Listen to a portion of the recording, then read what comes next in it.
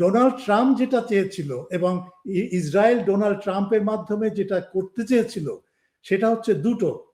একটা হচ্ছে গ্রেটার ইসরায়েলের পরিকল্পনাটাকে বাস্তবায়ন করা, সেখানে সৌদি আরবের একাংশ, তারপরে সিরিয়ার একাংশ, লেবাননের সবটুকু নিয়ে এই যে একটা লেভান্ট এরিয়া আছে, এটার উপরে ইসরায়েলের কর্তৃত্ব প্রতিষ্ঠা করা। এটা হচ্ছে ভৌগোলিক কর্তৃত্ব প্রতিষ্ঠা করা এবং সেখানে তার নিয়ন্ত্রণটা প্রতিষ্ঠা করা। এটা হচ্ছে তার গ্রেটার ইসরায়েলের প্রজেক্ট, এবং ডোনাল্ড ট্রাম্পের মাধ্যমে ইসরায়েল এটাকে বাস্তবায়ন করার চেষ্টা করছে এবং করবে হয়তো ভবিষ্যতেও।